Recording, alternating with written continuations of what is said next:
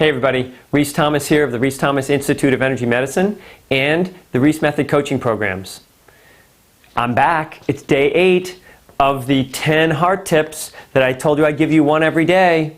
And the reason I'm doing this is because we've picked a theme this year, a heart-centered theme for our live event, which is coming at the end of the month, May 30th, 31st, and 1st.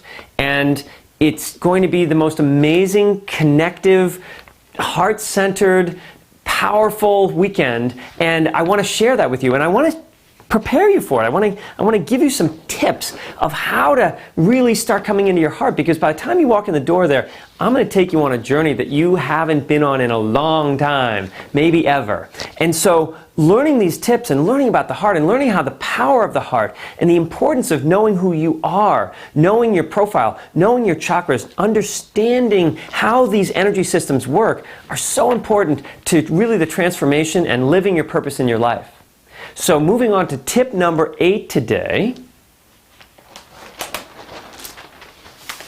Tip number 8 is preparing for love. And what does preparing for love mean? What does preparing for a relationship mean? How do you do that? You know, what does it take? And it's important to understand that you do need, before you can be in a relationship with anybody, which and love and the heart is the relationship center, you have to be really solidly who you are. But if you actually look closely at what it takes to be a person that can be loving and have a deep sense of love in you, you need to have all of the chakras working for you. And so I made a little list here, and I want to go through each one. At the first chakra level, you need to be grounded and centered. And you need to make it safe for you to be here and for your partner to be here. It's sort of like, this is where we belong. And when I'm solidly in and I'm not afraid of being here with you, that's a very safe place to be. So the relationship begins with saying, I'm safe here and I'm safe with you. So that's the first thing you need to do, is you need to be grounded. The second thing you need is you need a free flow of emotions. And you can't hold anything back. If you're really going to find love, you can't hold back that exuberance. And I like the vision of when a child sees a dog, when a golden retriever comes in and the child sees the dog, they just start shaking. It's like, ah, and they want to get their hands in it and they grab a hold of it and they go, ah, and they scream and they yell as they're pulling the fur. And it's just like, and the dog's like, ah, but that emotion, if you want to be in love, you can't hold back your emotions. You have to know how to let your emotions flow. Now, of course, you don't want to let emotions flow that are going to scare your partner, but you need to be really aware that they have to be there and they have to be channeled in a way that's healthy for the relationship. But you can't hold back on your emotions and find love. And that's the second chakra. So at the third chakra level, you have to, what they call, individuate. That's a very complicated term. But you have to be self-sufficient, and you have to see yourself as amazing and worthy of a relationship. It's very powerful stuff. When I see myself as amazing, when I see myself as unique, when I see myself as a one-of-a-kind, which I am, there's never been a RHYS like this before, and I realize that, wow, what if I shared that with someone else?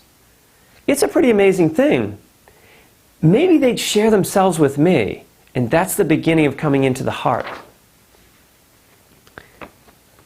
At the fourth chakra level, you feel your deepest desire for unity and being seen, heard, loved, and understood. And we talked about, last time we talked about how the child is in the heart chakra. Well, the child in each one of us has always wanted to be seen, heard, and understood. And you ask for that. And in the heart, you can't be afraid to ask for that.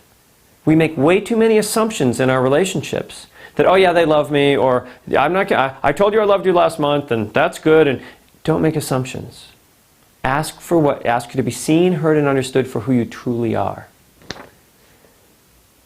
And once again, this is training. This is preparing you when you can do any one of these things. And if you put them all together, you are a lover. Fifth chakra. Speak your whole truth with compassion and tenderness. Speak your heart's truth.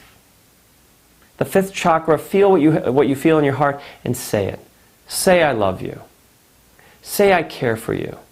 Say, I'm worried about you. Tell them what you truly feel in your heart. That prepares you for love.